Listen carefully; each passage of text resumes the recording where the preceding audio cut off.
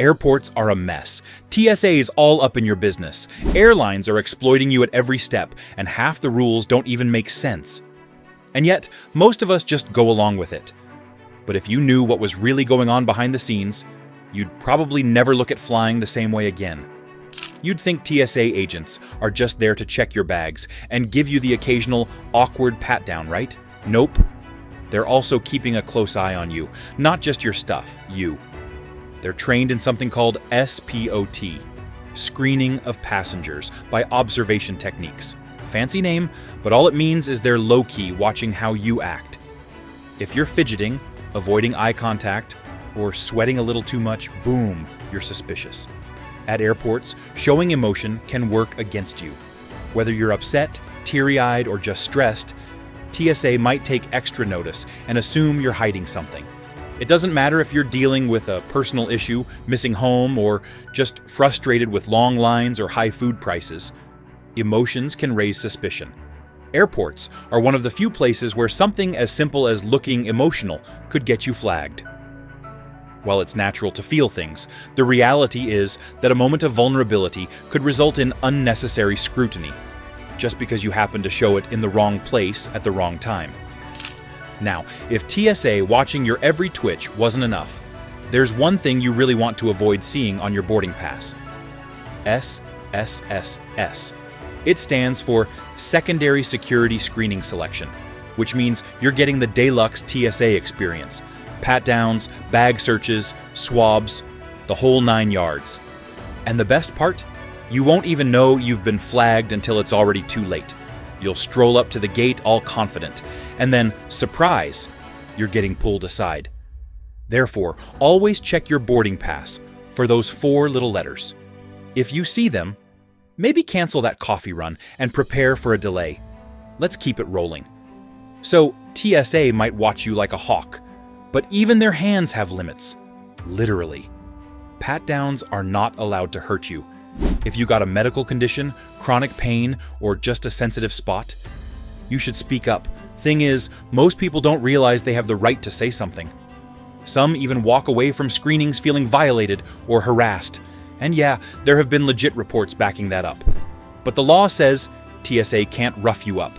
If something doesn't feel right, call it out. Now that we're talking about limits, let's get something straight. TSA isn't the FBI, and they definitely aren't your local police. They can check your ID, scan your bags, and make you take off your shoes. But they can't force you to unlock your phone or your laptop.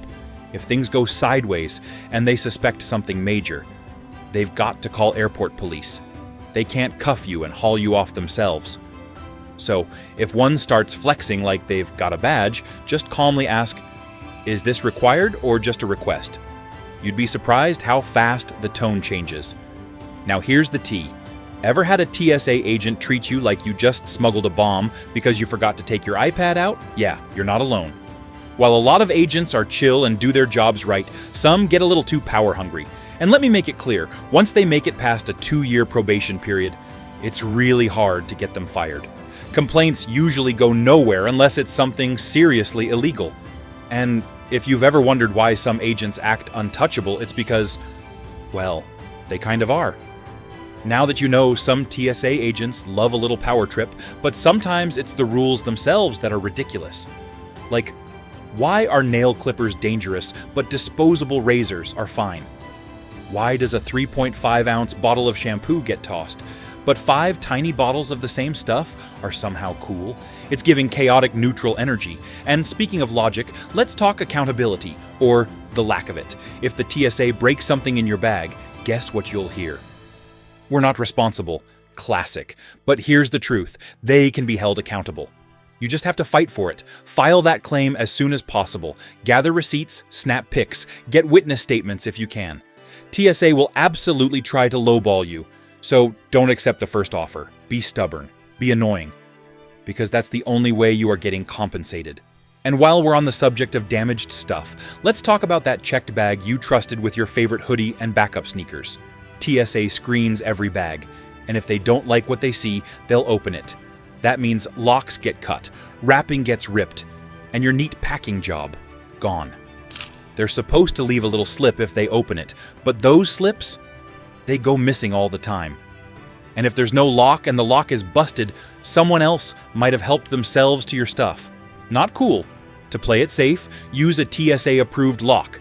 Don't check anything valuable, snap a pic of your bag before you hand it over, and report any damage immediately.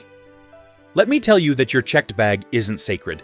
Treat it like it could get ransacked, because it just might.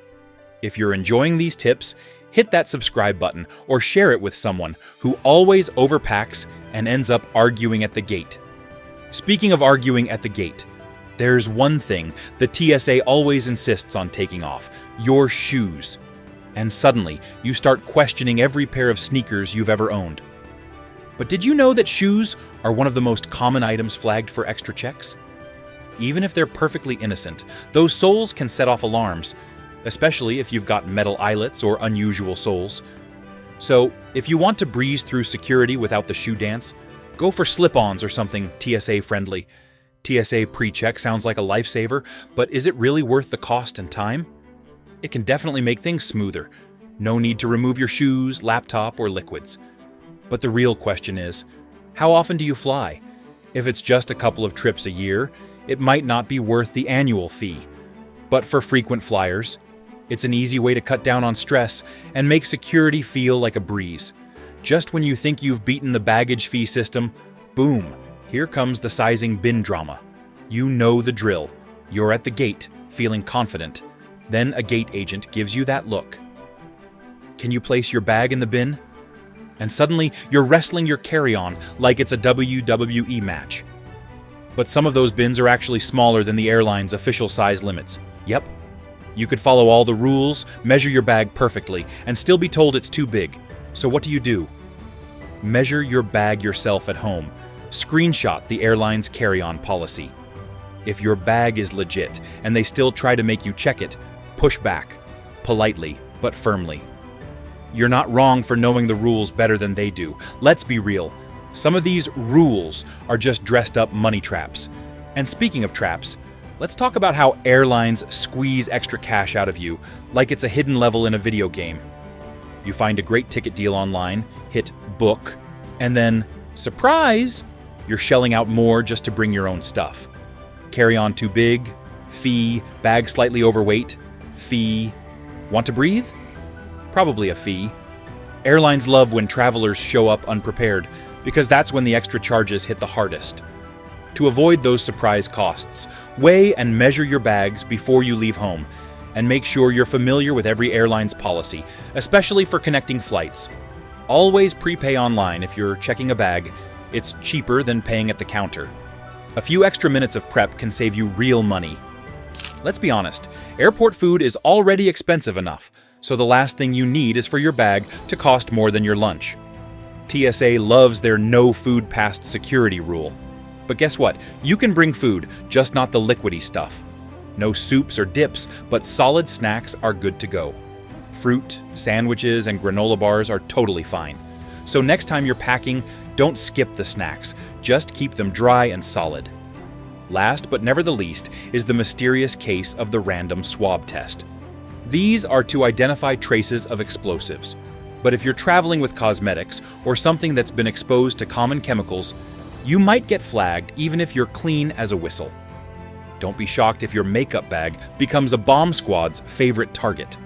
Airports can be a real pain, but being prepared makes all the difference. Make sure you know the rules, stay sharp, and don't let them take advantage of you. Save this, share it, and next time you fly, you'll be ready to outsmart the system.